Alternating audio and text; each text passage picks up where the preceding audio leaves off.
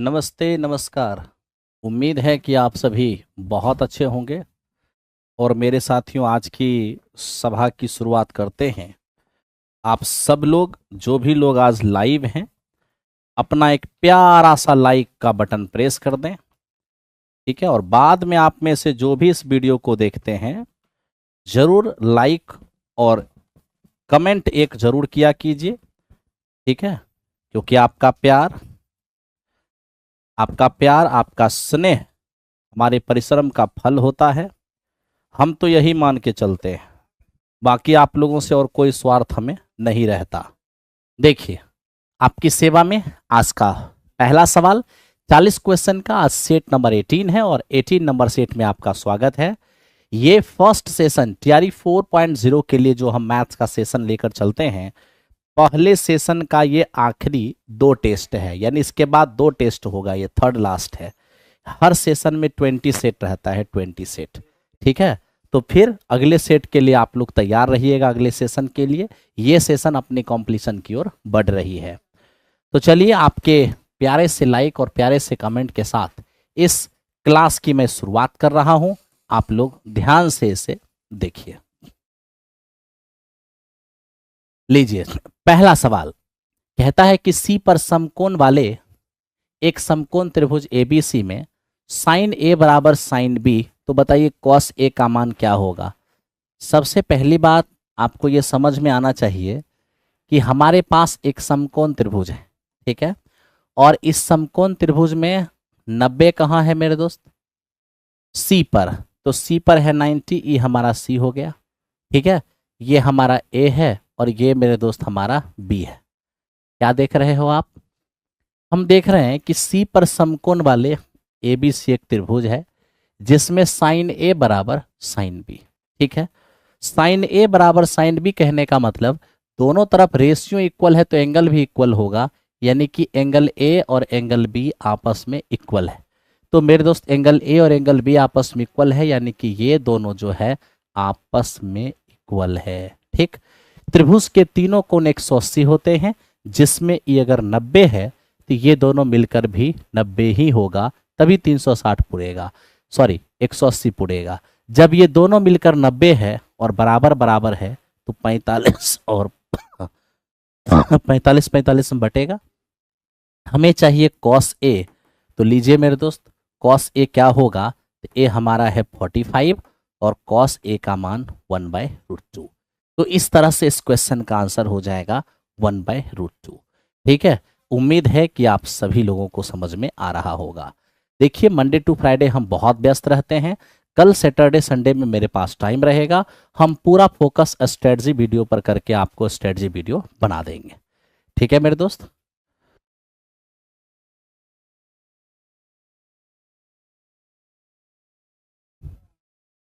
कोई बात नहीं से सुरभि सिंह, कोई दिक्कत नहीं है। 6 to 8 9 10th अगर बैच 6 to 8 9 10th वाला श्रद्धा ले लिए हैं, कोई दिक्कत नहीं है। आपका आराम से 9 10th कवर हो जाएगा, टेंशन नहीं लेना है।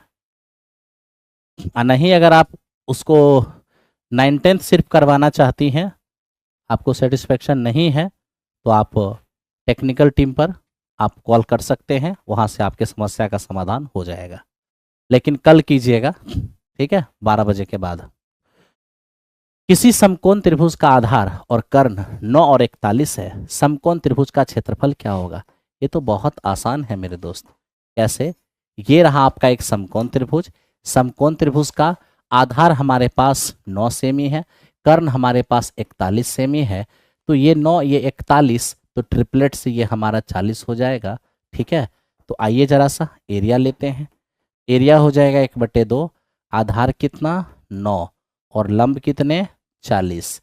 तो ये फाइनली हो जाएगा 180। तो इस क्वेश्चन का आंसर हमारा 180 हो जाएगा। ठीक है। आओ मेरे दोस्त, क्वेश्चन नंबर नेक्स्ट की ओर चलते हैं। ये हमें क्या कहता है, इस पर फोकस कीजिए। दो संकेंद्रीय वृत्त, दो कंसेंट्रिक सर्कल। ठीक है भाई, दो कंसेंट्रिक सर्कल। ये रहा आपका दो कंसेंट्रिक सर्कल। ये हो गया दो कंसेंट्रिक। ठीक। अब दो कंसेंट्रिक सर्कल में ध्यान देना अच्छे से। वलय के अंतः और बाह्य परिधि इतना इतना है। दोस्त मेरे, हमसे कहा है रास्ते की चौड़ाई क्या होगा, वलय की चौड़ाई, यही वलय है, दोनों वृत्त के बीच का जो एरिया है, इसी को संकेंद्रीय भी कहते हैं। इसी की चौड़ाई हमसे मांगा है। इसके लिए कुछ नहीं करना है, ये हमारा बड़ी आर है, ये हमारा छोटी आर है, तो रास्ते की चौड़ाई जो होगा वो बड़ी आर माइनस छोटी आर हो जाएगा। ठीक है मेरे दोस्त, हमें बड़ी आर माइनस छोटी आर चाहिए। अंतः और बाह्य परिधि दिया हुआ है, बाह्य परिधि होगा 2 पाई आर, अंतः परिधि होगा 2 पाई छोटी आर, और इन दोनों का अगर अंतर लेते हैं तो मेरे दोस्त यहाँ भी हमें 44 और 22 का अंतर लेना होगा। अब इन दोनों में से देखिए 2 इंटू 22/7 कॉमन, 2 पाई कॉमन ले लीजिए, तो 2 पाई दोनों में कॉमन ले लीजिए, आर और माइनस आर बराबर कितने हो जाएंगे, 22। अब यहाँ से आप देख सकते हैं 22 एकम 22 से 22 चला जाएगा, आर माइनस आर क्या हो जाएगा, 7 एकम 7 हो जाएगा, और बटे में मेरे दोस्त 2, यानी ये हो जाएंगे 3.5। तो इस तरह से इस क्वेश्चन का आंसर हमारा 3.5 होने जा रहा है। कोर्स परचेज नहीं हो रहा है, कूपन कोड मांग रहा है। अभी कोई भी कूपन कोड नहीं है, आप कूपन कोड अप्लाई ही मत कीजिए, है ना, डायरेक्ट बाय कीजिए। कूपन कोड नहीं है मेरे दोस्त, डायरेक्ट बाय कर लीजिए। ध्यान दो, नेक्स्ट क्वेश्चन पे आइए, इसको देखते हैं। ये कह रहा है कि वह सबसे बड़ी संख्या 23A 68B ज्ञात करें जो 3 से विभाज्य है लेकिन 9 से विभाज्य नहीं है।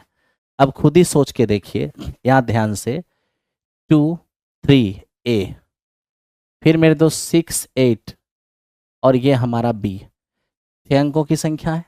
मेरे मित्र ये हमारे 6 अंकों की संख्या है।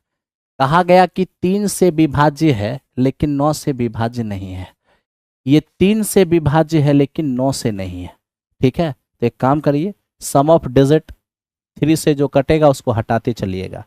ये हमारा 3 से कट रहा है, ये भी हमारा 3 से कट रहा है। ठीक है भाई, तो उतना छोड़िए, वो सब छोड़िए, पहले तो आप हमको ये बताइए कि अगर हम यहाँ 3 की डिविजिबिलिटी लगाना चाहें कि 3 की विभाजता के नियम से कौन कौन कटने वाला है, और यहाँ भी हमारा मेरे दोस्त A है और यहाँ हमारा B है, तो 3 से देखो हमारा ये कट रहा है, 3 से हमारा ये कट रहा है।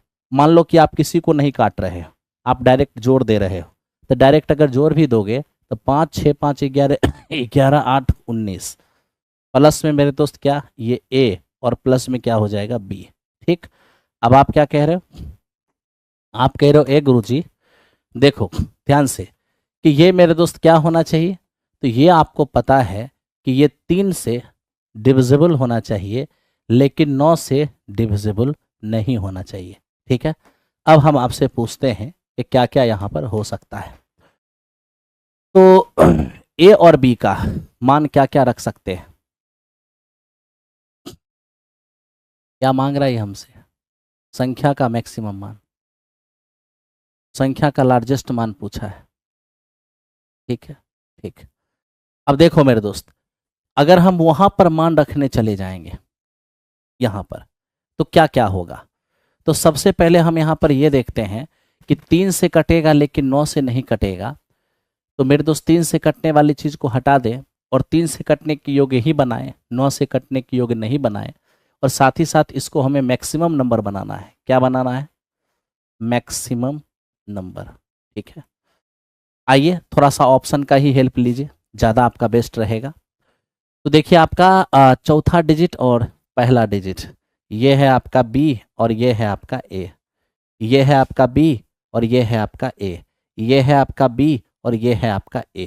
ठीक है, तो मेरे दोस्त अब हम आपसे सवाल पूछते हैं कि अगर हम पहले बात इसकी करें, इस ऑप्शन की, तो बोलिए A के जगह 8 लिखा है, B के जगह 9 लिखा है, तब तो मेरे दोस्त इन दोनों का योगफल क्या हो रहा है, इन दोनों का योगफल 17 हो जा रहा है, क्योंकि 8 और 9 लिखेंगे तो 17 हो जाएगा। ठीक है, अगर हम बात इसकी करेंगे तो 7 और 7 कितना हो जाएगा, 14। तो मेरे मित्र यहाँ पर आपको दूसरे के हिसाब से 14 नजर आ रहा है। और अगर हम इसकी बात करें 9 और 5, तो मित्र मेरे यहाँ से भी हमें ये 14 नजर आ रहा है, यहाँ से भी 14 नजर आ रहा है। ठीक है, अब क्या करना है, तो अब आपको देखना है कि हम इनमें से कौन सा वैल्यू लेकर चलेंगे। तो मेरे भाई मुझे ये बताओ, ए और बी का योगफल हम 17 नहीं ले सकते। क्यों? क्योंकि 17 लेंगे तो 19 और 17 कितना हो जाएगा? 36। 36 3 से भी कटेगा, 9 से भी कटेगा, जबकि हमें 9 से नहीं काटना है, इसलिए हम 17 नहीं ले सकते। अगर मेरे दोस्त हम 14 लेते हैं, ध्यान से देखना, तो 19 और 14 33। 33 जो है वो 3 से कटेगा, 9 से नहीं, तो ये हम ले सकते हैं। और दूसरा भी हमारा 14 ही है। एक बात और ध्यान रखना है कि यहाँ ए और बी जो है ये दोनों अलग अलग डिजिट है, इसलिए ए और बी दोनों को साथ कहा जाए तो ये भी हम नहीं ले सकते हैं। लेकिन हाँ, योगफल ए और बी का 14 चलेगा और दोनों अलग अलग। तो मेरे दोस्त इस तरह से हमारा ऑप्शन नंबर सी इस क्वेश्चन का आंसर हुआ। थोड़ा सा इंटरेस्टिंग, ठीक है भाई, थोड़ा सा इंटरेस्टिंग है। तो कभी कभी इस तरह के थोड़े इंटरेस्टिंग क्वेश्चन आ जाते हैं तो वहां पे दिमाग लगाना है, ठीक है। तो आपको पता चल गया कि 9 8 हम 17 नहीं ले पाएंगे, इसलिए 8 और 9 मिलके 17 हो रहा था। 19 में 17 जोड़ेंगे 36, 36 3 से भी कटेगा, 9 से भी, जबकि 9 से नहीं काटना था, इसलिए ऑप्शन ए नहीं हुआ। ऑप्शन बी क्यों नहीं हुआ? क्योंकि ए और बी दोनों सेम है, जबकि ए और बी सेम है ही नहीं, ए और बी दोनों अलग अलग डिजिट है, तो हम सेम नहीं ले सकते। और तीसरा, 9 और 5 14 भी हो रहा है, और मेरे दोस्त 9 5 14 हो भी रहा है, और 19 14 33 जो 3 से कट भी रहा है और 9 से नहीं कट रहा है। और हम यही चाह रहे थे क्योंकि क्वेश्चन भी हमसे यही मांग रहा था। ओके भाई, आ जाओ नेक्स्ट क्वेश्चन पे। अब इसको देखो, कह रहा है कि उन सैनिकों की न्यूनतम संख्या ज्ञात करें जिन्हें 10 12 15 18 और 20 सैनिकों की टुकड़ी और ठोस वर्ग के रूप में तैयार किया जा सके। तो मेरे मित्र देखो, ठोस वर्ग के रूप में तैयार किया जा सकने का मतलब है कि सैनिकों की संख्या जो होगी वो एक परफेक्ट स्क्वायर होना चाहिए, परफेक्ट स्क्वायर। क्यों? क्योंकि जितना आदमी लंबाई पर खड़ा रहेगा उतना ही आदमी चौड़ाई पर खड़ा रहेगा। एक ठोस वर्ग मेरे दोस्त तैयार करना है। सीधा सीधा आपको ध्यान रखना है कि जब कभी भी स्क्वायर तैयार करने की बात किया जाए तो वो जो नंबर होगा वो एक परफेक्ट स्क्वायर होना चाहिए। और मेरे दोस्त परफेक्ट स्क्वायर नंबर भी कैसा? जिसे 10 10 में, 12 12 में, 15 15 में, 18 18 में और 20 20 सैनिक की टुकड़ी में बांटा जा सके, यानी जो इन सभी से डिविजिबल हो। तो जो इन सभी से डिविजिबल होगा वो इनका एलसीएम होगा। तो आइए एलसीएम कैसे निकालते हैं। तो एलसीएम निकालते समय अगर दो ऐसा चीज दिख जाए कि एक से दूसरा कट जाए तो छोटा वाला को हटा देना है। जैसे 10 से 20 कट रहा था तो 10 को इग्नोर कर दीजिए, ठीक है।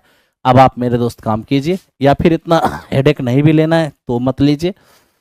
सबसे बड़ा को एलसीएम मानिए 20 को। अब कंपेयर करिए मेरे दोस्त, 10 से 20 तो कट जाएगा, लेकिन 12 से नहीं कटेगा। क्यों? क्योंकि 12 जो है वो 4 तिया 12 है, तो 4 तो भी है 20 में, लेकिन 3 नहीं है, 3 से गुना कीजिए। 15 की बात है तो 15 में 5 और 3 है, 3 भी हो गया और 20 में 5 भी हो गया। रही बात 18 की, तो 18 जो है वो 3 तिया 9 और तिया 3 तिया 9 और दूनी 18 है। इसका मतलब है 1 2 और 2 गो 3। तो मेरे मित्र 1 2 और 2 गो 3, तो एक ही 3 है, एक 3 आपको और लाना होगा, ठीक है। तो इस तरीके से आपने ये देखा कि हमने एलसीएम भी तैयार कर लिया बड़ी प्यार से। और जब एलसीएम तैयार कर लिया तो आपको इस एलसीएम को क्या बनाना है? पूर्ण वर्ग बनाना है। तो लीजिए इसको पूर्ण वर्ग बनाते हैं। तो मेरे दोस्त पूर्ण वर्ग बनाना होगा, तो ये जो 20 है इसको 4 पचे 20 लिख सकते हैं। आप कहोगे ये हमारा 3 का स्क्वायर है, बिल्कुल। तो देखो पूर्ण वर्ग बनाने की राह में बाधा क्या है? 2 का स्क्वायर पूर्ण वर्ग, 3 का स्क्वायर पूर्ण वर्ग, लेकिन 5 एक ही पीस है, एक पीस और 5 आ जाए तो ये भी पूर्ण वर्ग बन जाएगा। तो चलिए हम 5 से गुना कर दिए। अब यहाँ जैसे ही गुना करेंगे 4 गुने 5 20, 20 न में 180, 180 और पंचे कितना हो जाएगा? 900। हेलो देखो मेरे दोस्त ध्यान से देखो। अब जैसे देखो कि यही एक सवाल है। अब इसी सवाल को अगर हमें थोड़ा सा अगर जल्दी से बनाना होगा तो कैसे बनाएंगे? अब हम जब समझ गए कि उन सैनिकों की न्यूनतम संख्या क्या होगी जिन्हें 10 12 15 18 और 20 की टुकड़ियों में बांटा जा सके, ठोस वर्ग के रूप में तैयार किया जा सकता है, तो बताइए जरा सा कि ऐसे सैनिकों की कम से कम संख्या क्या होगी? तो इतना तो श्योर है कि अगर उसे स्क्वायर के रूप में चेंज करना है या स्क्वायर के रूप में सजाना है तो वो एक परफेक्ट स्क्वायर ही होगा। और यदि वो एक परफेक्ट स्क्वायर होगा तो मेरे दोस्त इन सब से डिविजिबल भी होगा और परफेक्ट स्क्वायर भी होगा। तो आप ही जरा सोच के देखो कि जो संख्या 10 से डिविजिबल होगा तो श्योर है कि उसके लास्ट में 0 होगा, है। और आपने ये जरूर पढ़ा होगा कि अगर कोई संख्या पूर्ण वर्ग है, अगर कोई संख्या पूर्ण वर्ग है और लास्ट में 0 है तो मेरे मित्र 2 0 होगा, और नहीं तो 4 0 होगा, नहीं तो ये 6 0 होगा। कभी भी शून्यों की संख्या ऑड नहीं होगी, ठीक है। तो आप देख रहे हैं कि 10 से डिविजिबल है तो लास्ट में 0 होगा, है ना। कोई संख्या 10 से कटेगी तो लास्ट में 0, तो लास्ट में 0 भी और पूर्ण वर्ग भी, तो कम से कम 2 को 0 होना पड़ेगा, ठीक है। तो अब 2 को 0 वाला ऑप्शन ना ये है ना ही मेरे दोस्त ये है, केवल हमारा ये है। अब हमें बस चेक कर लेना है कि क्या इस सब से कट रही है, 10 से, 12 से, 15 से, 18 से, 20 से, सब से कट रहा है, यानी कि मेरे दोस्त इस क्वेश्चन का आंसर यही हो जाएगा, ठीक है। तो इस तरीके से हम लोगों ने इस पर काम किया और बाकी जो इसके मेथड हैं वो मेथड से भी मैंने आपको इसे बता दिया। क्या मेथड क्या है? एलसीएम लीजिए, एलसीएम का प्राइम फैक्टराइजेशन कीजिए, जो जिसका पेयर लगा है तो लगा ही है, जिसका पेयर नहीं लगा है गुना करके पेयर लगा दीजिए, वही आपका एलसीएम हो जाएगा, ठीक है। आइए अब यहां ध्यान दो दोस्त, ए एक वेतन का 20 पर, ध्यान देना, ए का वेतन बी के वेतन से 60% अधिक है तो बी का वेतन ए के वेतन से कितना प्रतिशत कम होगा? तो देखिए ए का वेतन, बी का वेतन और ये हमारा सी का वेतन, एकदम ध्यान से देखना। तो हम तो देख रहे हैं बस दो ही है, ए और बी। ए का वेतन बी के वेतन से 60% ज़्यादा है, कि बी के वेतन को 100 मान लीजिए, इससे 60% ज़्यादा 160 हो जाएगा, ठीक है। अब कह रहा है कि बी का वेतन ए से कितना कम है, तो भैया इससे कितना कम है? 60 कम है, किससे? 160 से, और इंटू 100। अब यहाँ से देखिए 20 पंचे 100 हो जाएगा और 20 अठे, ठीक है। तो अब हम अगर थोड़ा काटने भी चले जाएंगे तो 15 चौके 60 हो जाएगा और 2 चौके 8, 75/2 यानी कि 37.5। तो 37.5 इस क्वेश्चन का आंसर होगा। कहीं से कोई दिक्कत नहीं है, आप आराम से बना रहे होंगे, ठीक है भाई। टीजीटी मैथ के लिए कौन सा बैच ले लूं? आप टीजीटी मैथ्स के लिए श्रद्धा बैच ले लीजिए, श्रद्धा बैच, ठीक है। चलिए आगे बढ़िए, नेक्स्ट क्वेश्चन को देखिए, ये क्या है? 4500 रुपए की धनराशि वार्षिक साधारण ब्याज की दर से किस दर से 5 साल में इतना हो जाएगा? ये तो मेरे दोस्त बहुत ही आसान है। 4500 अगर 6500 हो रहा है इसका मतलब 2000, और 6525 हो रहा है मतलब 2025। तो 2025 जो है वो हमारा इंटरेस्ट बना, कितने सालों में मेरे मित्र? 5 सालों में। इसका मतलब 405 रुपये इंटरेस्ट बनेगा पर साल। क्या चाहिए मुझे? मुझे चाहिए रेट। तो रेट क्या होता है? 1 साल का ब्याज न्यूमरेटर में रखना है बटा प्रिंसिपल, तो प्रिंसिपल हमारा 4500 और इंटू हो जाएगा 100। अब इसको थोड़ा सा देखा जाए कि ये हमारा 100 से 100 कैंसिल आउट हो जाएगा, और आप यहाँ देख लीजिए मेरे दोस्त 45, अगर 45 नमे की बात करें तो 9 पचे 45, 9 चौके 36, 60। आप आराम से कर पाएंगे, कहीं कोई दिक्कत नहीं है, बड़ा आसान क्वेश्चन है ना। थोड़ा तेजी में चलते हैं, इजी क्वेश्चन है आज। 240 मीटर लंबी एक ट्रेन 360 मीटर के सुरंग को 20 सेकंड में पार करती है, तो ट्रेन की चाल क्या होगी? हम सभी जानते हैं चाल बराबर होता है डिस्टेंस अपॉन टाइम, ठीक है।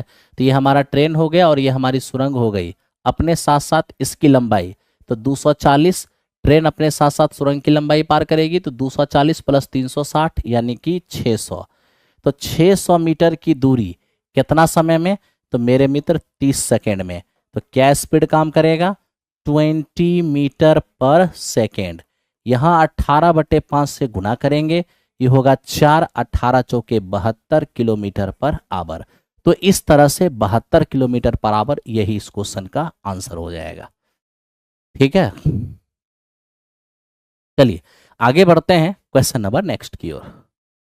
इसको देखिए, कह रहा है कोई व्यक्ति धारा के प्रतिकूल 11 किलोमीटर पर आवर की गति से और धारा की दिशा में 23 किलोमीटर पर आवर की गति से नाव चलाता है, तो बताइए जरा धारा की गति क्या होगा? मेरे मित्र धारा के अनुकूल यानी धारा की दिशा में, तो धारा की दिशा में नाव की चाल, नाव प्लस धारा, तो धारा की दिशा में चाल है 23 और धारा के विपरीत जो चाल है वो मेरे दोस्त है 11। हमें चाहिए धारा की चाल, तो अगर धारा की चाल चाहिए तो आप इसे मेरे दोस्त घटा दीजिए ताकि नाव से नाव कटेगा। s प्लस एस हमारा 2s होगा और 23 में से अगर 11 जाएगा तो हो जाएगा 12। यहाँ से s का मान 6 किलोमीटर पर आवर। यही इस क्वेश्चन का आंसर हो गया। ठीक है भाई, चलिए अब चलते हैं नेक्स्ट क्वेश्चन की ओर। इसको देखिए, रमेश और उसकी पत्नी की आयु 40 वर्ष और 36 वर्ष है। यदि उसके बेटे और 2 बेटियों की औसत आयु इतना है तो परिवार का औसत आयु क्या होगा। सबसे पहले आप ये देख लीजिए कि बेटा के साथ में अगर 2 बेटी को इंक्लूड किया जाए तो तीनों का औसत है 13, तो 13 औसत है 3 लोगों का, तो योगफल हो जाएगा 39। यानी 1 बेटा 2 बेटी मिलकर के 39। अगर पूरे फैमिली का एवरेज लेते हैं तो क्या होगा एवरेज, तो देखिए उसमें रमेश है, रमेश की पत्नी है और साथ ही साथ बेटा और 2 बेटी जो मिल करके है 39। तो रमेश, रमेश की पत्नी और उसके 3 बच्चे सभी मिलकर के टोटल इतना हो गया और बटे क्या, तो पूरे फैमिली का कुल योगफल ये है और फैमिली में सदस्यों की संख्या पति पत्नी और 3 बच्चे यानी कुल मिला के 5। तो आप देख लीजिए 9 6 15, 6 और 1 7, 75 और प्लस में 40, तो क्या हो जाएगा 75 में 40 जोड़ देंगे तो हो जाएगा 115 और बटे में 5। फाइनली ये हमें 23 नजर आएगा। 23 इस क्वेश्चन का आंसर हो गया। कहीं से आपको दिक्कत नहीं हो रहा होगा। ठीक है मेरे दोस्त, आज हम थोड़ा तेजी में चलेंगे जिससे कि दिक्कत नहीं हो। पेमेंट नहीं हो रहा है क्लास परचेज करने पर, क्या तो समस्या है जी, पेमेंट नहीं हो रहा है तो देख कैसे देखिएगा।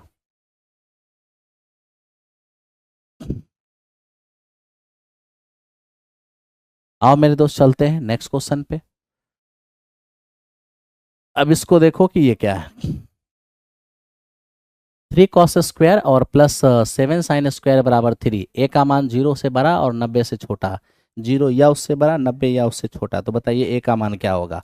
तो मेरे दोस्त आप तो आराम से ऑप्शन पुट करके देख लो। अगर 0 डिग्री पुट करते हो तो 3 और कॉस 0 का मान 1 हो जाएगा, प्लस 7 और साइन 0 का मान 0 हो जाएगा। ठीक है, तो बोलिए 3 एकम 3 और प्लस 0 3 हो जाएगा, यानी LHS बराबर RHS।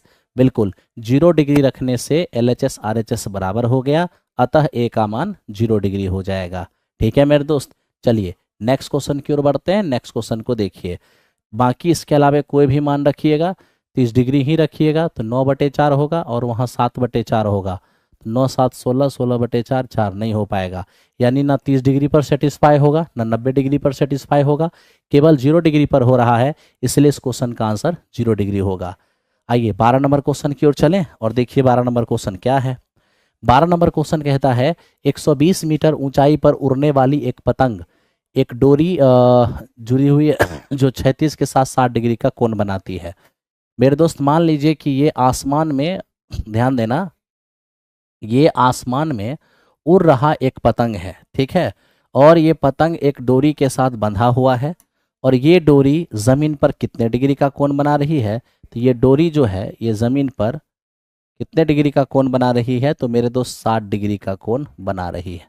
ठीक, और हमें ये भी पता है कि डोरी की लंबाई, अच्छा डोरी की लंबाई मांगा है, पतंग की ऊंचाई मालूम है, तो लीजिए पतंग की ऊंचाई कितना होगा।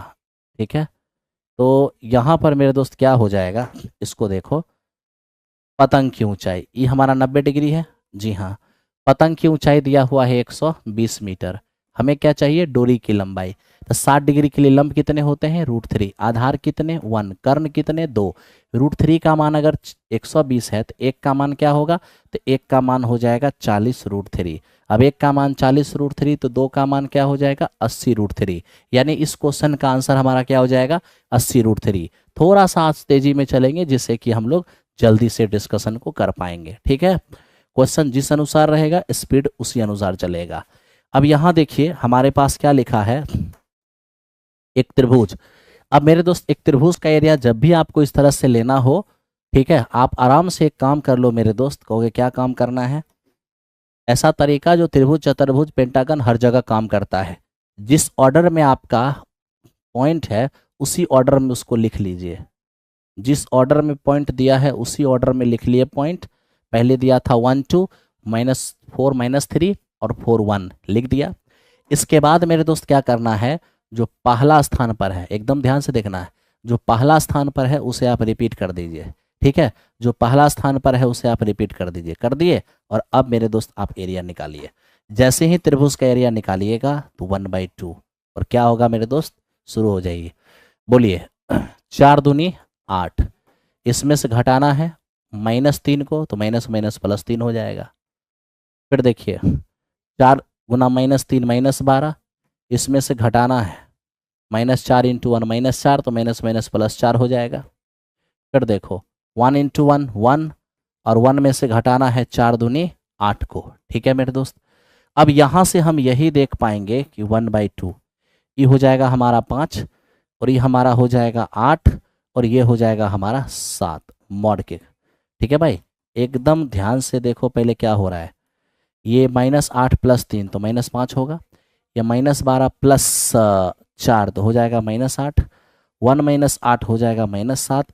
तो यहाँ से हम देखेंगे कि 12 12 8 20, तो 1/2 और -20 जो मॉड के कारण हो जाएगा +20, यानी कितने रिजल्ट आएंगे 10। तो आप आराम से इसको ले पाएंगे और कहीं आपको कोई समस्या नहीं होगा। एकदम मेरे दोस्त लाइक का बटन प्रेस करते चलिए और आगे बढ़ते चलिए। नेक्स्ट क्वेश्चन पे आइए और देखिए ये क्या है दोस्त मेरे, ये सवाल है 6 सेमी 8 सेमी और 10 सेमी भुजा वाले समकोण त्रिभुज के परिवृत्त का क्षेत्रफल क्या होगा। अब सबसे पहले मैं आपको 2 पॉइंट यहाँ पर बताऊंगा। ये सवाल इंपॉर्टेंट है। ठीक है मेरे दोस्त, ये सवाल इंपॉर्टेंट है क्योंकि ये कभी भी आपको दिख सकता है। पहले तो आप ये देखिए कि एक परिवृत्त किसको बोलते हैं, तीनों शीर्ष से होकर गुजरने वाली जो लाइन है, ये मेरे दोस्त हमारा क्या है, तीनों शीर्ष से होकर गुजरने वाली लाइन, इसको गुजरने वाली सर्कल, इसको परिवृत्त कहते हैं समकोण त्रिभुज में। ये लंब है, ये आधार है और ये कर्ण है।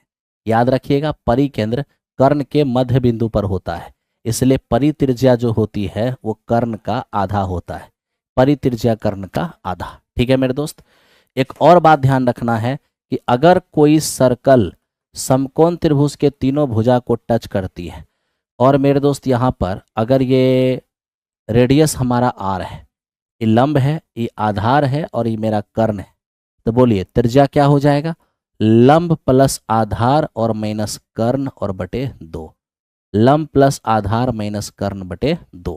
ठीक है, तो ये हो गया हमारा इन रेडियस, ये हमारा हो गया सरकम रेडियस। चूंकि हमें परिवृत्त का क्षेत्रफल चाहिए था तो परित्रिज्या की जरूरत पड़ेगी। तो 6 8 10, तो 6 8 10 में आप देख सकते हैं 6 की स्क्वायर 8 की स्क्वायर बराबर 10 की स्क्वायर, यानी कि पाइथागोरस थ्योरम का पालन कर रहा है। तो जब ये ट्रिपलेट को फॉलो कर रहा है तो छोटी छोटी भुजाएं जो होगी वो हमारा लंबाधार हो जाएगा और कर्ण मेरे दोस्त हमारा 10 हो जाएगा। तो यहाँ से परित्रिज्या निकालने जाएंगे तो 10/2 की जो हमारा क्या हो जाएगा 5। क्या चाहिए हमें चाहिए परिवृत्त की एरिया। तो परिवृत्त की एरिया चाहिए होगा तो π/r²। तो लीजिए पाई और बड़ी की जगह 5 है तो 5 का स्क्वायर। तो मेरे दोस्त ये हमारा हो जाएगा 25 पाई। तो इस क्वेश्चन का आंसर हमारा 25 पाई हो जाएगा। ठीक है, तो कहीं से भी कोई दिक्कत नहीं होना चाहिए। ठीक है, चलो तो ये था हमारा 14 नंबर सवाल। आओ मेरे दोस्त अब चलते हैं 15 नंबर सवाल की ओर। Very very important question. अब इसको देखते हैं कि ये क्या है। कहता है कि एक पासे को 2 बार फेंके जाने पर प्राप्त होने वाली संख्याओं का योग 10, और मेरे दोस्त कम से कम एक बार 5 आने की प्रोबेबिलिटी क्या होगा। ये काफ़ी टाइम्स रिपीट हो गया है क्वेश्चन। सबसे पहली बात, 2 पासे को फेंकेंगे और योगफल अगर 10 चाहिए तो ऐसा कौन कौन इवेंट है। तो देखिए 10 तब आएगा जब एक पासा पर 4 दूसरे पर 6 आएगा, या 1 पर 6 दूसरे पर 4 आएगा, या 1 पर 5 और दूसरे पर भी 5 आएगा। यानी अंकों का योगफल 10 हो, ऐसा केवल 3 ही घटना होगी।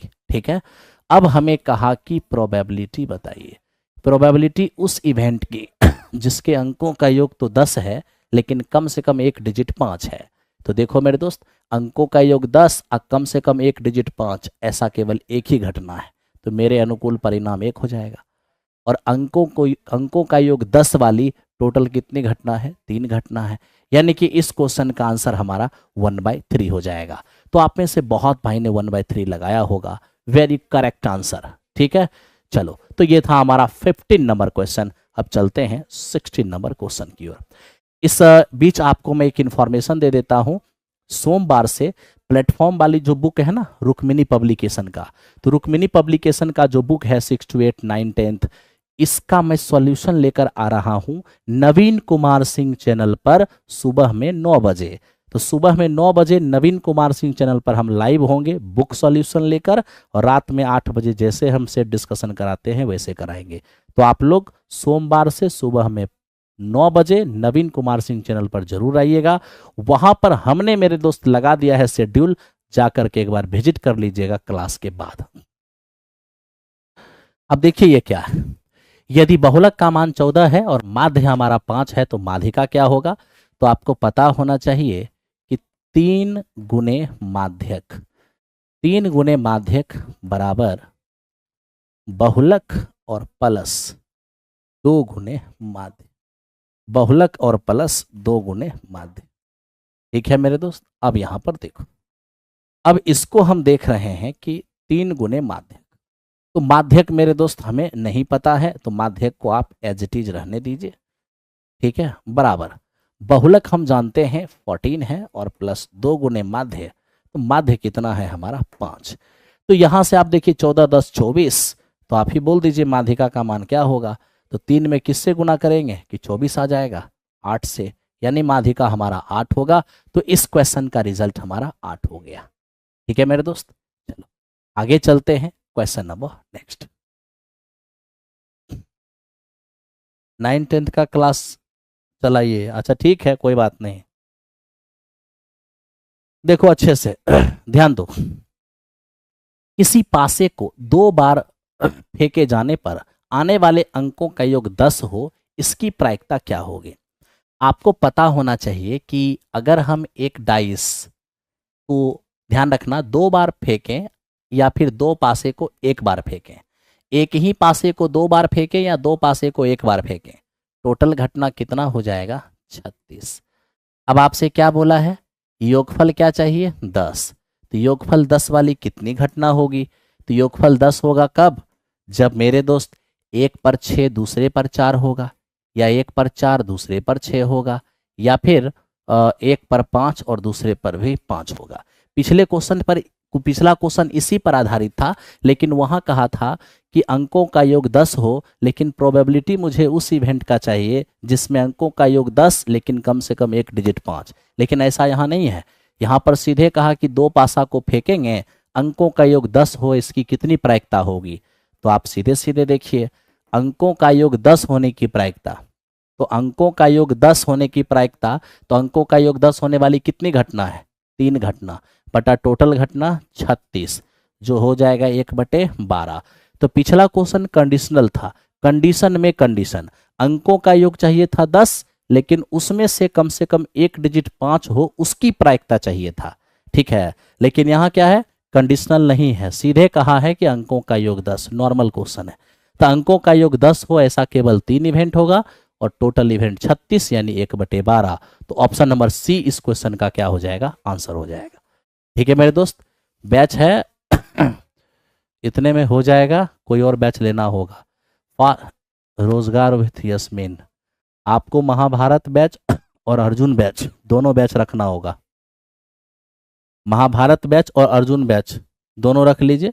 महाभारत है चाहे श्रद्धा है ना, तो जो चूंकि आप पहले क्लास किए हुए हैं तो आपको बिल्कुल नया या फिर रनिंग, दोनों में से जो लेना होगा, महाभारत श्रद्धा में से कोई एक रख लीजिएगा, साथ में अर्जुन रख लीजिएगा। ठीक है, ध्यान दो। किन्हीं 12 मानों का मानक विचलन 3 है, प्रत्येक में 4 की वृद्धि की जाए तो समूह का प्रसरण क्या होगा? सबसे पहले तो मैं आपको एक बात बताना चाहता हूं। क्या? ध्यान दीजिए मेरे दोस्त, प्रसरण बराबर क्या होता है पहले तो आप थोड़ा सा जान लीजिए। बात मेरे दोस्त वेरिएंस का है। वेरिएंस जिससे आप प्रसरण या मेरे दोस्त विचरण कहते हैं। और दूसरा मेरे दोस्त क्या है, स्टैंडर्ड डेविएशन का, स्टैंडर्ड डेविएशन। स्टैंडर्ड डेविएशन का मतलब क्या होता है, मानक विचलन। अब इन दोनों में थोड़ा सा रिलेशन देखो। एक्चुअली होता क्या है मेरे दोस्त, स्टैंडर्ड डेविएशन जो होता है वो वेरिएंस का होल स्क्वायर होता है, और वेरिएंस जो होता है वो स्टैंडर्ड डेविएशन का, स्टैंडर्ड डेविएशन बराबर वेरिएंस का स्क्वायर, स्क्वायर ट्रांसफर करेंगे तो हो जाएगा अंडर रूट स्टैंडर्ड डेविएशन। तो मेरे दोस्त इस पॉइंट को थोड़ा सा आपको ध्यान रखना है, ये बड़े काम का चीज है। ठीक है भाई लोग। अब हम आपसे ये पूछते हैं 12 मान का मानक विचलन 3, तो जिस समय मानक विचलन 3 था उस समय प्रसरण क्या होगा, तो प्रसरण बराबर रूट ई क्या है 4,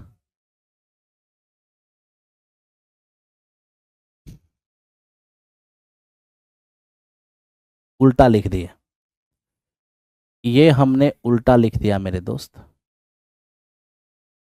देखो पहले निकालते हैं प्रसरण, अब प्रसरण के वर्गमूल से निकलता है मानक विचलन। ठीक है मेरे भाई, तो पहले निकालते हैं प्रसरण, प्रसरण के वर्गमूल से निकलता है मानक विचलन, यानी कि मानक विचलन बराबर अंडर रूट प्रसरण। ठीक है, हमेशा ही मानक विचलन प्रसरण से छोटा होता है।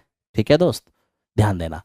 दूसरी बात, दोनों तरफ स्क्वायर करेंगे तो मानक विचलन का होल स्क्वायर, इससे मेरे दोस्त हमारा क्या होता है, प्रसरण।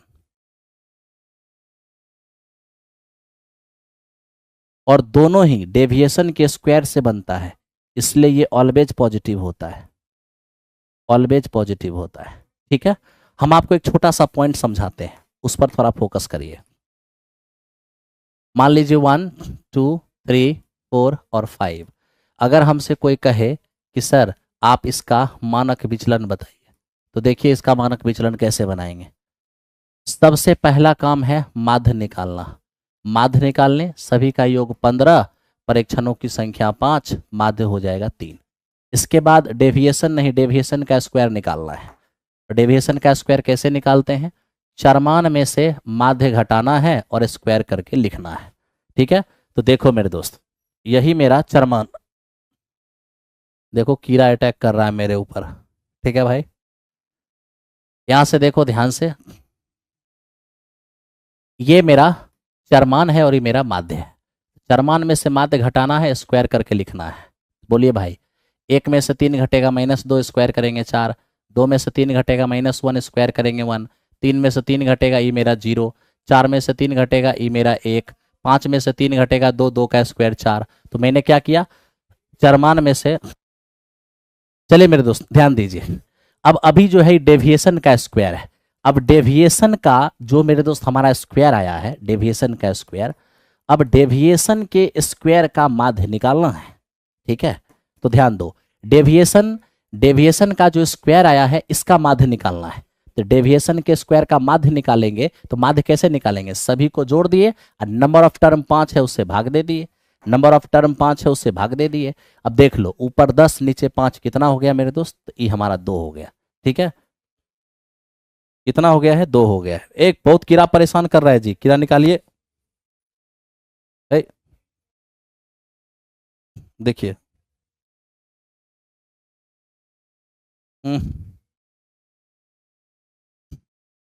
इसको पकड़ के बाहर कीजिए ना, गड़बड़ हो जाएगा। रुको भाई, कीड़ा अटैक कर दिया मेरे ऊपर।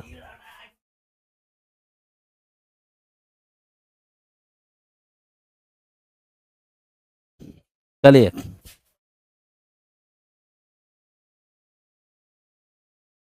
बताइए तो, स्टूडियो में कीड़ा घुस गया और कीड़ा मुझे पूरी तरह से परेशान करके रखा है।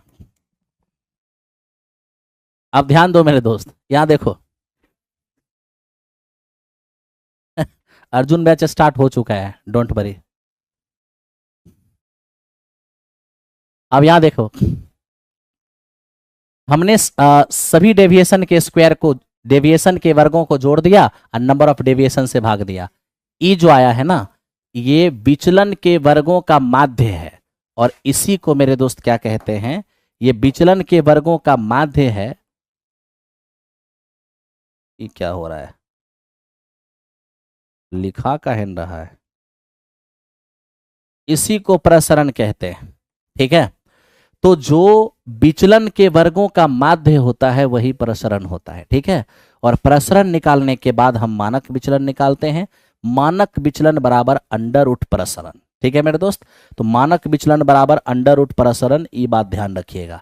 लेकिन यहाँ पर प्लस माइनस 2 नहीं लीजिएगा, काहे कि स्टैंडर्ड डेविएशन अभी अभी आपने देखा अंडर रूट प्रसरण होता है, और प्रसरण बराबर क्या होगा, तो दोनों तरफ स्क्वायर करेंगे तो हो जाएगा मानक विचलन का होल स्क्वायर। ठीक है मेरे दोस्त, ये दोनों ही चाहे प्रसरण हो या मानक विचलन, ये डेविएशन के स्क्वायर से बनते हैं, इसलिए ये कभी भी निगेटिव नहीं होंगे, ये ऑलवेज पॉजिटिव होगा। क्या मेरे दोस्त, ऑलवेज क्या होगा, पॉजिटिव होगा। ठीक है, ये बात आपको ध्यान रखना है। तो चलिए अब उस सवाल पर आते हैं और सीधे सीधे फोकस करते हैं। तो मैंने ये कहा कि डेविएशन, अच्छे से ध्यान दो मेरे दोस्त, ये हमारे क्या है, स्टैंडर्ड डेविएशन यानी मानक विचलन। मानक विचलन 3, तो सोच के देखिए, जिस समय मानक विचलन 3 होगा उस समय वेरिएंस क्या होगा मेरे दोस्त, मानक विचलन का होल स्क्वायर, यानी कि वेरिएंस इस वक्त हमारे पास 9 होगा। यानी जिस वक्त मानक विचलन 3 है उस वक्त प्रसरण 9 है। ठीक है, यानी यहां पर प्रसरण है 9। अब यहां के बाद कहा कि यदि प्रत्येक चरमान में 4 की वृद्धि की जाती है तो मानों के नए समूह का प्रसरण क्या होगा। तो आपको पता होना चाहिए कि चरमान में कुछ जोड़ने या घटाने से प्रसरण या मानक विचलन पर कोई असर नहीं पड़ता। अगर यहाँ प्रसरण 9 है और प्रत्येक में आप 4 जोड़िए कि 4 घटाइए, नए समूह का भी प्रसरण 9 ही होगा, ये आप श्योर रहिए, इसमें कोई किंतु परंतु नहीं है। ठीक है मेरे दोस्त, चलिए अब थोड़ा सा हम आते हैं बैक, और बैक वाली चीज को थोड़ा सा एक बात बताते हैं। जो अभी हमने वहां पे कहा है उसको थोड़ा सा आपको दिखा देते हैं जिससे कि मजा आ जाए। अब आप में से कुछ लोग ऐसे होते हैं जो एकदम तेज आनन फानन में इधर सुधर करने लगते हैं। थोड़ा सा तो वेट कर ही सकते हो भाई, हैं? इतना भी वेट नहीं रहेगा तो फिर तुम क्या कर पाओगे, कुछ भी नहीं। एकदम ध्यान से देखो, देखो इधर मेरे दोस्त मैं क्या कर रहा हूं, चरमान, बीच में हमने लिख दिया है प्रसरण, और यहां पर हमारा हो जाएगा मानक विचलन। ठीक है, अब देखिए मेरे दोस्त, प्रत्येक चरमान में आप कुछ जोड़िए और चाहे कुछ घटाइए, प्रसरण या मानक विचलन में कोई बदलाव नहीं होता। लेकिन अगर प्रत्येक चरमान में किसी चीज से गुना करिएगा तो प्रसरण उसका स्क्वायर गुना हो जाएगा, लेकिन मानक विचलन केवल के गुना होगा। प्रत्येक चरमान में के से भाग दीजिएगा तो प्रसरण में के स्क्वायर से भाग हो जाएगा, लेकिन मेरे दोस्त मानक विचलन में केवल के से ही भाग होगा, केवल के से ही भाग होगा। ऐसा क्यों होता है मेरे दोस्त, तो देखो प्रत्येक चरमान में आप कुछ जोड़ते हैं कुछ घटाते हैं, प्रसरण मानक विचलन पर कोई फर्क नहीं पड़ता। अगर आप प्रत्येक चरमान में के से गुना करते हैं तो प्रसरण के स्क्वायर गुना होता है, और मेरे दोस्त मानक विचलन केवल के गुना होता है। प्रत्येक चरमान में के से भाग देते हैं तो प्रसरण में के स्क्वायर से भाग होता है, और मानक विचलन में केवल के से भाग होता है। ऐसा क्यों, क्योंकि विचरण प्रसरण के वर्गमूल को ही मानक विचलन कहते हैं। तो ये के स्क्वायर है तो यहाँ के रहेगा, ये के स्क्वायर है तो यहाँ के रहेगा। So simple. ठीक है, कोई बात नहीं, रोजगार विथ यस्मिन ले सकते हैं, नो प्रॉब्लम। ठीक है, चलो अब चलते हैं अगले क्वेश्चन की ओर। तो ये था हमारा 18 नंबर क्वेश्चन। 18 नंबर क्वेश्चन हमने आपको बता दिया है। अब 19 नंबर क्वेश्चन पे आइए। 30%, 20% और 10% के 3 लगातार छूट का एकल छूट क्या होगा। छूट दिया जाता है एमआरपी पर, और उसके बाद छूट देने के बाद फाइनली बेच देते हैं। ठीक है, तो पहला छूट है 30% की। 30% की छूट का मतलब 100 एमआरपी की चीज 70 में बेचा जा रहा है। दूसरा छूट है 20% की, यानी 100 एमआरपी की चीज 80 में बेचा जा रहा है। तीसरा छूट है 10% की, यानी कि 100 एमआरपी का चीज 90 में बेचा जा रहा है। आइए इसको थोड़ा सिंपलेस्ट कर सकते हैं। अगर आप सिंपलेस्ट करते हैं तो मेरे मित्र 3 जीरो है यहाँ पर, आप चाहो तो 3 जीरो काट सकते हो, ठीक है। बाकी आप मल्टीप्लाई कर सकते हो, अगर आप मल्टीप्लाई करोगे तो इधर आपका 1000 हो जाएगा, और इधर देखो तो 9 अठे 72, 72 को 7 से मल्टीप्लाई करोगे, 7 दूनी 14, 49 और एक हो जाएगा 50। अब तो हम यही बोलेंगे, 3 लगातार छूट के बाद 1000 की चीज 504 में बिक रहा है, यानी कि फाइनल छूट कितने की, तो फाइनल छूट हो जाएगा 496 की, किस पर, 1000 पर, और इंटू 100, यानी ये हमारा हो जाएगा 49.6%। तो इस क्वेश्चन का आंसर हो जाएगा 49.6%। उम्मीद है कि आपको समझ में आ रहा होगा। चरमान को इंग्लिश में डाटा बोलते हैं, डाटा, ठीक है, वेरिएबल बोलो, डाटा बोलो, ठीक है। ये था हमारा 19 नंबर सवाल। अब हम चलते हैं 20 नंबर सवाल की ओर, ध्यान दो दोस्त। अब देखो 20 नंबर क्वेश्चन क्या है, कहता है कि इस नंबर में 3 के स्थानीय मान के बीच का अंतर क्या होगा।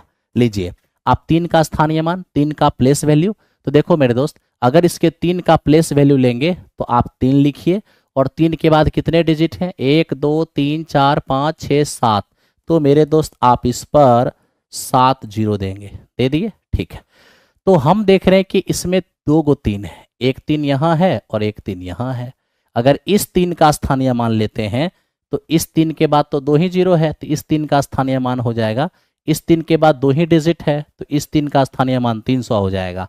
तो इस 3 का स्थानीय मान ये हो गया, इस 3 का स्थानीय मान ये हो गया। हमें कहा है कि दोनों मान का अंतर लेना है, तो अंतर लीजिएगा, तो ये जीरो, ये हमारा 7, ये 9, ये 9, ये 9, ये 9, और ये हो जाएगा 2, यानी 2 के बाद 4 9, फिर 7, फिर डबल जीरो, तो 2 के बाद 4 9 7 double zero, option number A इस क्वेश्चन का आंसर होगा। अब एक और बात यहीं पर बता देते हैं कि मेरे दोस्त फेस वैल्यू क्या होगा, तो फेस वैल्यू किसी डिजिट का वही होता है। जैसे कि अगर हमसे कोई ये पूछे कि 5 का फेस वैल्यू क्या होगा, तो 5 का फेस वैल्यू हमारा 5 ही होगा, 5 का फेस वैल्यू 5 ही होगा, ठीक है मेरे दोस्त। चलो अब चलते हैं क्वेश्चन नंबर नेक्स्ट की ओर। अब इसको देखिए कि आखिर ये क्या है, इसे तो कह रहा है पी वाई क्यू के रूप में चेंज करने के लिए, तो ठीक है, 13,241, ओके। 3 गो पर एक रिंग है तो 3 गो 9 दीजिएगा, 2 गो पर एक रिंग नहीं है तो 2 गो 0 दीजिएगा, और इनमें से आप 13 को घटाइएगा, ठीक है।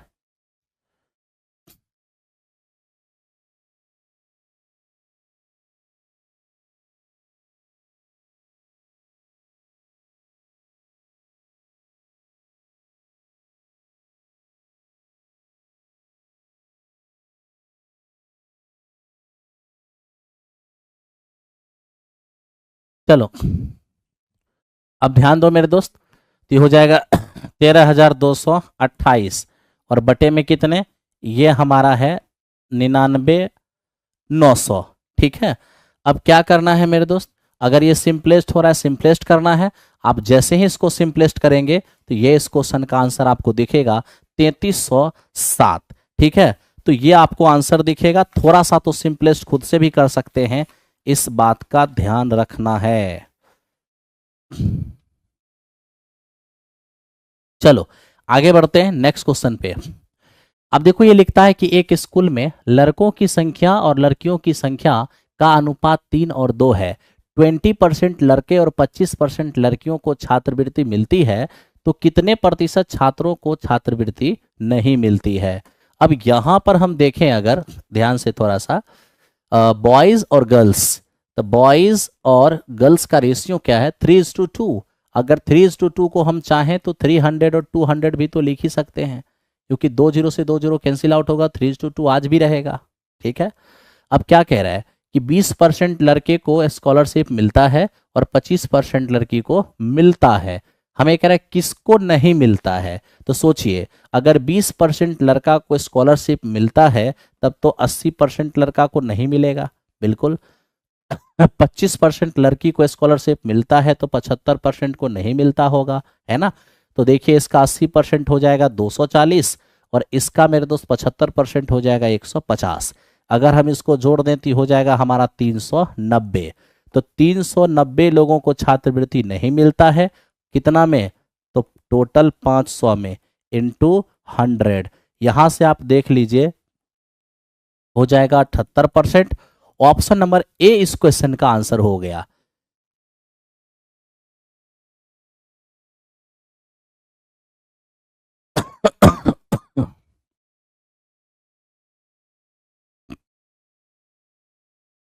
देखो पहले समझ लो भाई, एक प्रूढ़ी के रूप में कह रहे हैं कि सर आप रेलवे वाली क्लास कब से लोगे, रेलवे वाली क्लास तो आप ले रहे थे। एक्चुअली रेलवे वाली क्लास शुरुआत हो चुका है, लेकिन वो प्लेटफॉर्म रेलवे नाम के चैनल पर क्लास हो रहा है और सौरभ सर मैथ की क्लास ले रहे हैं, ठीक है।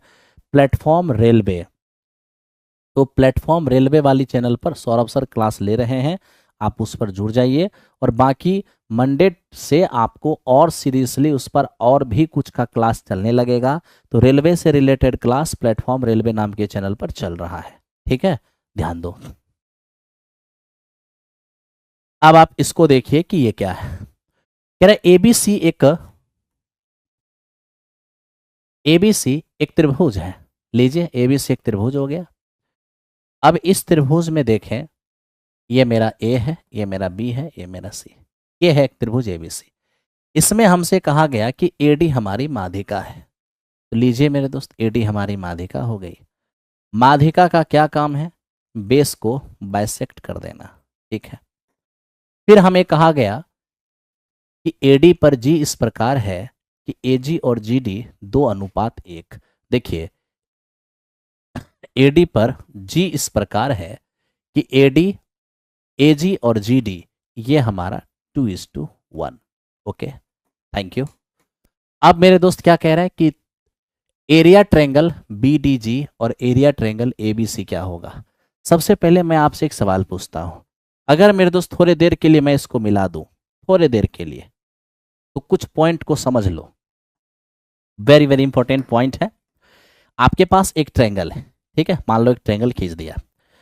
ध्यान रखना, किसी ट्रायंगल के वर्टेक्स से सामने के साइड को कहीं भी मिलाने वाली लाइन सीबियन कहलाती है, ठीक है।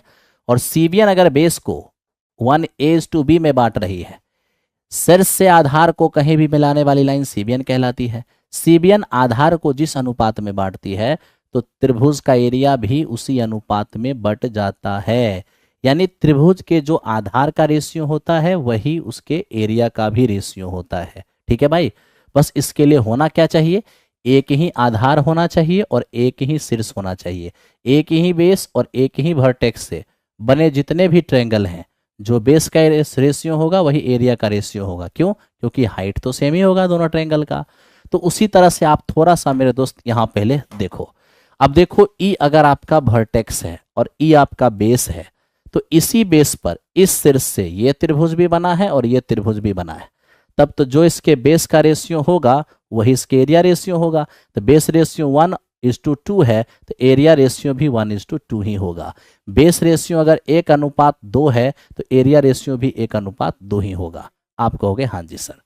अब मेरे दोस्त मैं आपसे कहूंगा कि इसी त्रिभुज को मान लिया जाए कि मैं नीचे बना दूं अगर एक बार फिर से, और आपसे कह दूं कि ये मेरे दोस्त हमारा ए, ही हमारा बी और ये हमारा सी है।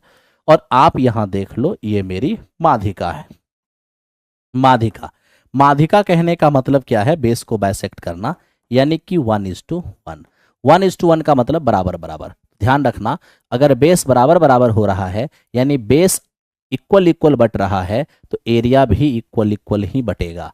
यानी ये अगर 2 और 1 3 एरिया है, तो इसका भी एरिया 3 ही होगा। यानी इसका एरिया 3 हो रहा है तो इसका भी एरिया 3 ही होगा, ठीक है मेरे दोस्त। चलो, अब हमें तो चाहिए था बी डी जी। तो देखो बी डी जी कितना है मेरे दोस्त? एरिया 1। तो आप यहाँ 1 लिख दो। और त्रिभुज एबीसी, तो पूरे त्रिभुज का देख लो, 3 और 3 कितने हो जाएंगे? 6 हो जाएंगे। यानी इस क्वेश्चन का आंसर हो जाएगा 1:6। तो ये वेरी वेरी इंटरेस्टिंग क्वेश्चन है। आइए, कहीं कोई दिक्कत नहीं है।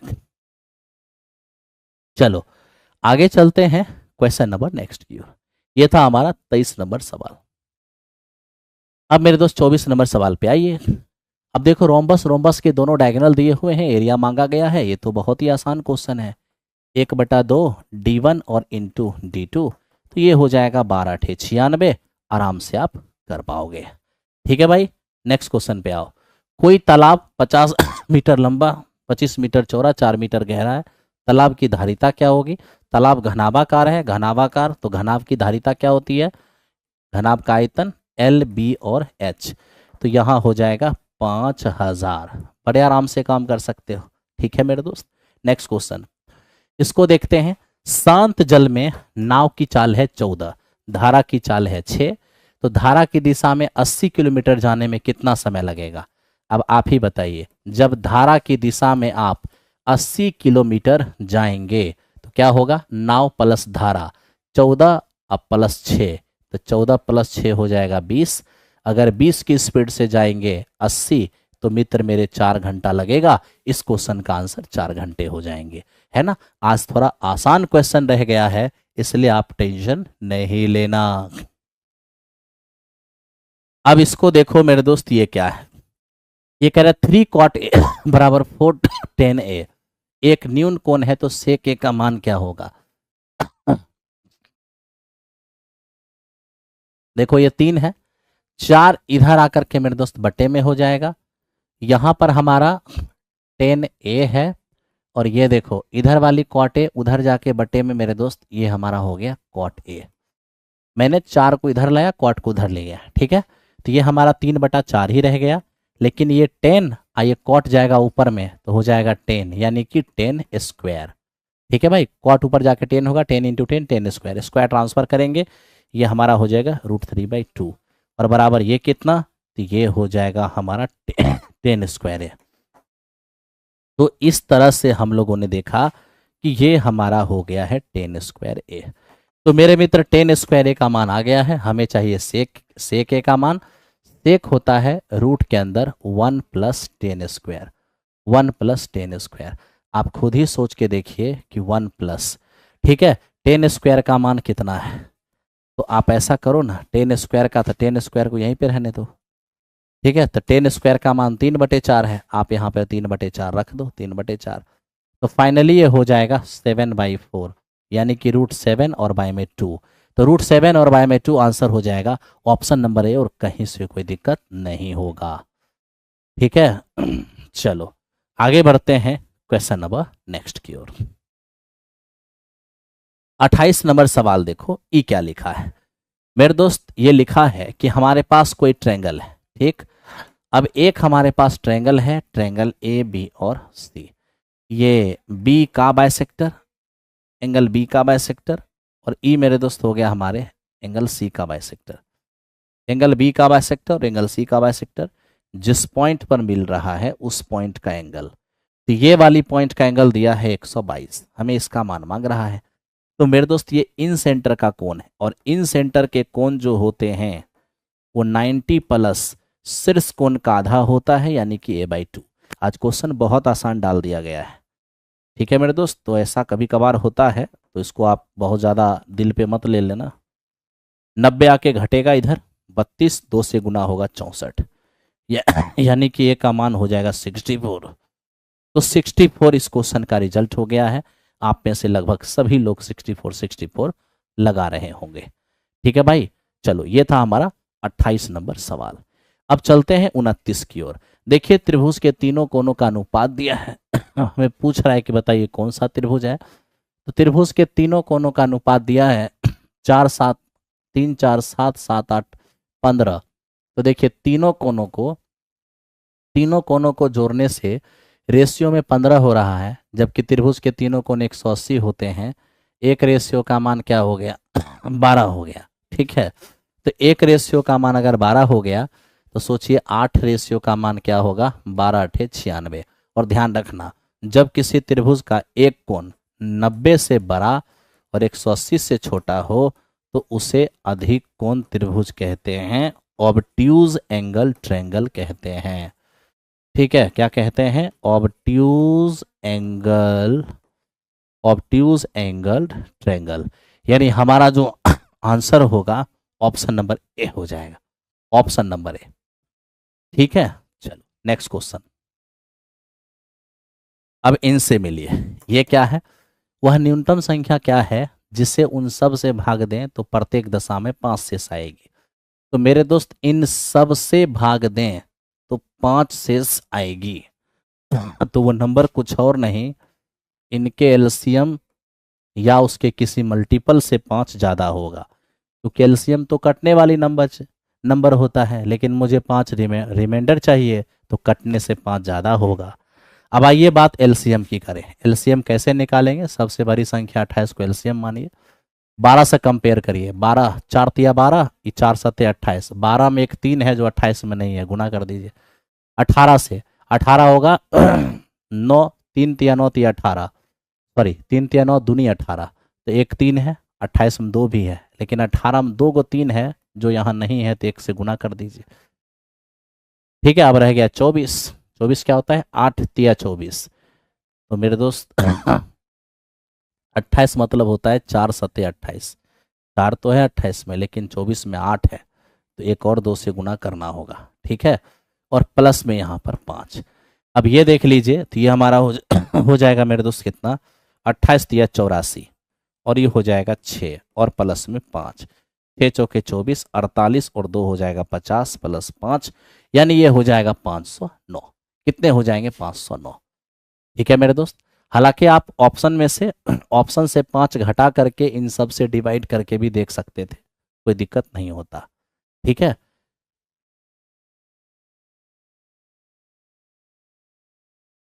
हाँ मेरे दोस्त, ऑप्शन से 5 घटा देते, क्यों? 5 रिमाइंडर बच रहा है, यानी कटने से 5 ज़्यादा है, 5 घटा दीजिए, तो देख लीजिए उन सब से कट रहा है, तो वही मेरा आंसर हो जाएगा। बढ़ो, इस क्वेश्चन को देखते हैं, ये क्या है?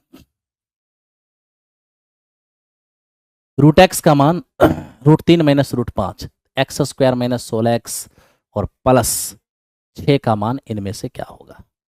आप एक काम कर सकते हैं, क्या? सबसे पहली बात, बोथ साइड स्क्वायर कीजिए, यानी x निकालिए। स्क्वायर करेंगे तो ये हो जाएगा x, और इधर अगर स्क्वायर करेंगे ना मेरे दोस्त, तो ये क्या हो जाएगा? तो ये हमारा हो जाएगा a माइनस बी का होल स्क्वायर। 3 और 5 8 और माइनस 2√15, ये हो जाएगा मेरा। अब अगर हम एक्स स्क्वायर निकालने जाएंगे, इसका स्क्वायर, तो देखिए क्या होगा? a स्क्वायर 64, बी स्क्वायर 60 हो जाएगा, माइनस 2ab, तो 16 दूनी 32, 32√15 हो जाएगा। ठीक है, अब आइए आप यहाँ पर बैठा दीजिए। जैसे ही बैठाइएगा, एक्स स्क्वायर का मान 64 और प्लस 60, ये हो जाएगा 124 और माइनस 32√15, माइनस 16x, एक्स का मान कितना है? 8 माइनस 2√15, और मेरे दोस्त प्लस में कितने? 6। तो ये हमारा हो जाएगा 124 और माइनस 32 और √15।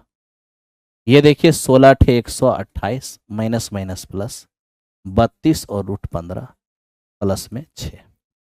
अब यहां से देखिए कोई कटने वाला है, इसका तो कहानी खत्म होने वाला है। 124 और 6 हो जाएगा 130 माइनस 128, फाइनल रिजल्ट 2 होंगे, तो 2 इस क्वेश्चन का आंसर हो जाएगा। एक बार फिर कह रहा हूं आप लोगों को कि सोमवार से सुबह में 9 बजे से रुक्मिनी पब्लिकेशन से प्लेटफॉर्म का जो अपना बुक है, उसका सॉल्यूशन मैं सुबह में 9 बजे नवीन कुमार सिंह चैनल पर लूँगा, आप वहाँ भी जरूर देखना। ठीक है, और ये क्लास जैसे चल रहा है वैसे चलता रहेगा। आज मुझे थोड़ी सी सर्दी हुई है, थोड़ा सा खांसी हो रहा है। चलो आगे बढ़ते हैं, इस क्वेश्चन को देखते हैं। कहते हैं 5 क्रमागत विषम संख्याओं का औसत अगर 33 है, तो इन पांचों संख्याओं में सबसे छोटी और सबसे बड़ी का प्रोडक्ट क्या होगा? देख लो, 1 2 3 4 5। अब सवाल यहां पर यह है कि 1 2 3 4 5, 5 लगातार विषम है, और लगातार विषम हो या सम, कितने का अंतर होता है मित्र मेरे? 2 का अंतर होता है। और आपको पता होना चाहिए, जब हर पदों के बीच का अंतर एक समान है तो एवरेज मिडिल में होता है, यानी तीसरी संख्या ही एवरेज होगा, और एवरेज दिया हुआ है कितना? 33। बोलिए 33, 2 बार जाएगा तो ये 35 होगा, 2 बार जाएगा ये 37 होगा, 33 में 2 घट जाएगा 31, 31 में 2 घट जाएगा 29, तो सबसे छोटा 29 और सबसे बड़ा 37। आप मेरे दोस्त आराम से मल्टीप्लाई कर लो, है ना? 29 और 37 को आराम से मल्टीप्लाई करो, 9 सते 63, यूनिट डिजिट आपको 3 नजर आएगा। यही इस क्वेश्चन का आंसर होगा 1073। ठीक है, 1073।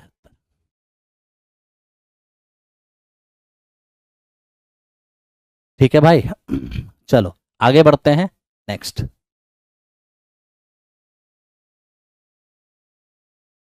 देखिए इसको, 33 नंबर सवाल को। 33 नंबर सवाल है 4, 8 और 15 का फोर्थ प्रपोर्शन क्या होगा। 4, 8 और 15 का फोर्थ प्रपोर्शन, फोर्थ प्रपोर्शन को एक्स मान लेते हैं। देखिए आउटर आउटर, अगर ये फोर्थ प्रपोर्शन है तो कैलकुलेशन क्या होगा, outer into outer 4x, inner into inner, ये हो जाएगा 120। x का मान कितना 30। बड़े आराम से आप x का मान निकाल रहे हो, कोई दिक्कत आपको नहीं हो रहा होगा। ठीक है, चलो अब आओ नेक्स्ट क्वेश्चन पे। x प्लस वाई का मान 1, x Q 3xy, Y Q का मान क्या होगा। आप एक काम कर लो, तो बोथ साइड क्यूब कर लो। तो बोथ साइड क्यूब करोगे क्या होगा, a cube plus b cube plus 3ab और इंटू ए प्लस बी बराबर 1 का क्यूब कितना 1। अब मेरे दोस्त आप ही बताइए, बोथ साइड क्यूब किए तो ये आया। अब x प्लस वाई का मान है कितना, ये हमारे पास 1 है। तो आप ही सोचिए, X Q plus Y Q plus 1 into इतना तो 3xy ही होगा और बराबर ये हो गया 1। तो इस तरह से इस क्वेश्चन का आंसर हमारा 1 हो गया। आई होप समझ में आ रहा होगा। ठीक है मेरे दोस्त, चलो आगे बढ़ते हैं। इसको देखो, ये हमें कह रहा है कि यदि संख्या ये 6 से डिविजिबल है तो k का सबसे बड़ा मान क्या होगा। अब सबसे पहले मैं आपको ये बताऊं, 3 4 3 4 k 5 6 3 4 k 5 6 और मेरे दोस्ती मेरा k इससे डिविजिबल है 6 से। जो संख्या 6 से कटेगी ना, वो संख्या 2 से भी कटेगी और मेरे दोस्त 3 से भी कटेगी। ठीक है, 2 से भी कटेगी, 3 से भी कटेगी। ओके, अब जो संख्या 2 से कट रही है वो इवन नंबर है। इवन नंबर की पहचान आखिरी डिजिट से होती है। तो चूंकि ये 2 से कट रही है, इसको इवन ही रखना होगा, और इवन ये तभी होगा जब आखिरी डिजिट इवन होगा। और इवन का मतलब 0 2 4 6 8, बस दुनिया में 5 ही इवन डिजिट होते हैं। तो हो गया 2 की कहानी खत्म। 2 की डिविजिबिलिटी के अनुसार यूनिट डिजिट इवन हो गया। ठीक है भाई, अब हमें 3 की डिविजिबिलिटी देखना है। 3 की डिविजिबिलिटी के अनुसार अंकों का योग 3 से कटना चाहिए। 3 गया 3 से, 5 4 9, ई भी गया 3 से, 6 भी गया 3 से। अब मेरे दोस्त के का मान क्या रखना होगा। तो चूंकि के का मान बड़ा से बड़ा भी रखना है और ये भी ध्यान रहे कि 3 से कटने वाला भी होना चाहिए। तो जो के यहाँ होगा वही के यहाँ होगा। अब देखिए, अगर 8 रखते हैं तो 8 और 8 16, 16 तो 3 से नहीं कटेगा, तो ये हम नहीं रख पाएंगे। अगर 6 रखते हैं, यहाँ 6 और यहाँ 6, तो 6 6 12, 12 3 से कट जाएगा। इसका मतलब यही आंसर होगा। यानी कि के का मैक्सिमम मान 6 ही हो सकता है जिससे कि ये 6 से कट जाए। अगर हमें के का मिनिमम मान मांगता तो 0 रख देते। के का मिनिमम मांग क्या होता, 0 होता। यहां पर हमसे मैक्सिमम मांग रहा है, इसलिए हमने 6 रखा है। ठीक है मेरे दोस्त, चलो चलते हैं नेक्स्ट क्वेश्चन। आप लोग कह रहे हो कि अर्जुन बैच परचेज करना होगा। अरे 2.0 3.0 में अपना लोहा मनवा चुका है अर्जुन बैच, इसलिए अर्जुन बैच 4.0 जो चैप्टर वाइज प्रैक्टिस है आप सबके फोन में होना ही चाहिए। ठीक है मेरे दोस्त, सबके फोन में एकदम वो नेसेसरी है, रिवाइटल है। ध्यान दो, 3x और प्लस में 5y बराबर 14। ओके, और xy का मान इतना, हमें इसका मान मांग रहा है। तो एक काम करो, दोनों तरफ स्क्वायर कर लो। तो यहां हो जाएगा a square plus b square plus 2a और b इंटू ए प्लस ई का हो रहा है, स्क्वायर ही तो कर रहे हैं, इंटू किस लिए, a square b square 2ab बराबर 14 का स्क्वायर 196। अब आप ही बताइए कि मेरे दोस्त इसका तो खैर एज इट इज रहना है क्योंकि इसी का मान मांगा है। 2 3 6 6 5 30 और इंटू एक्स वाई का मान कितना है 6। अब आप ही देख लीजिए, 196 में से 180 जाके घट जाएगा तो कितना रिजल्ट आएगा 16, यानी इसका मान आ गया 16। तो आई होप कि आपको समझ में आ रहा होगा ऑप्शन नंबर ए, आप 16 इसको देख पा रहे होंगे। ठीक है, नया अर्जुन बैच लाइए गुरुजी, तो नए अर्जुन बैच है, ज्यादा चैप्टर हुआ कहाँ है, वो नए हैं, 2-3 चैप्टर हो भी किया है।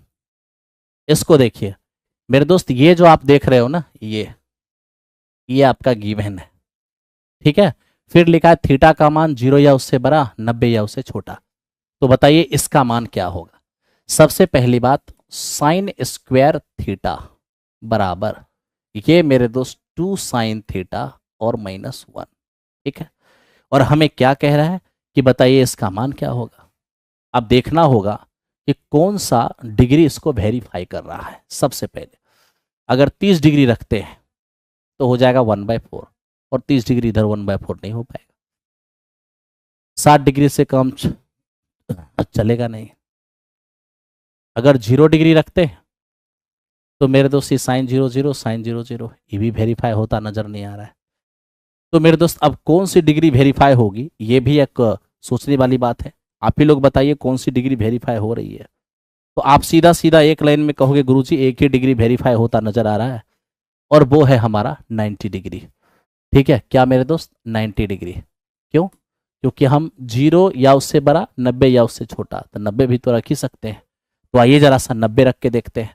90 रखेंगे साइन 90 1 होगा, इधर क्या होगा 2 साइन 90 1 होगा, और -1। तो देखिए इधर हमारा 1 होगा, और 2 में से 1 गया तो इधर भी 1 होगा, यानी LHS बराबर RHS। तो 90 डिग्री से LHS बराबर RHS हो गया। अब वही चीज़ आप यहाँ रख दीजिए, तो ये कॉसेक 90 हो जाएगा, ये कॉस 90 हो जाएगा। 1 प्लस कॉसेक 90 1 होगा, और 1 माइनस कॉस 90 0 होगा, तो फाइनल आंसर 2 होगा। यानी इस क्वेश्चन का आंसर हमारा 2 हो जाएगा। कल स्ट्रेटजी वीडियो आएगा, कल, ठीक है, कल स्ट्रेटजी वीडियो आएगा, टेंशन नहीं लीजिए। अब इसको देखो मेरे दोस्त, ये क्या है। यदि सीपी और एसपी का रेशियो 4:5 है, तो बताइए जरा सा, 4 सीपी 5 एसपी, तो प्रॉफिट कितने का, प्रॉफिट 1 का, बटा सीपी 4 और इंटू 100, कितना मेरे दोस्त 25%। बहुत आसान है ये, 25% आपने आराम से कर लिया होगा। आज क्वेश्चन आवश्यकता से ज़्यादा मेरे दोस्त इजी पकड़ा गया। कोई बात नहीं, आप टेंशन नहीं लेना, आने वाले टाइम में सारी डिफिकल्टी रहेगी, टेंशन मत लो। ध्यान दो मेरे दोस्त, ये एक्स पी से क्यू 60 किलोमीटर पर आवर की स्पीड से जाते हैं, और क्यू से पी 90 किलोमीटर की स्पीड से आते हैं। तो एवरेज स्पीड क्या होने वाला है, एक्स की स्पीड से जाना, वाई की स्पीड से आना, तो एवरेज स्पीड होता है 2xy और बटा x प्लस वाई।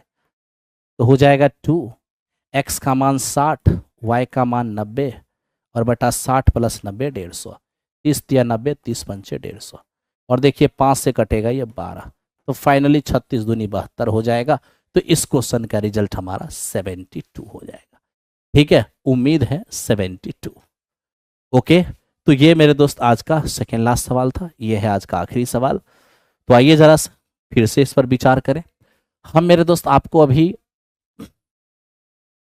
महा शॉर्टकट नहीं दिए, एक नॉर्मल तरीका ही बताते हैं, जो कि त्रिभुज, चतुर्भुज, पेंटागन, हेक्सागन हर जगह अप्लाई होगा। जिस ऑर्डर में पॉइंट दिया है आप उस ऑर्डर में लिख दो इसको, जिस ऑर्डर में पॉइंट दिया है उस ऑर्डर में लिख दो। लिख दिया 1 0 -1 0 0 1, और मेरे दोस्त पहला पॉइंट को रिपीट कर दो, तो पहला पॉइंट हो जाएगा 1,0।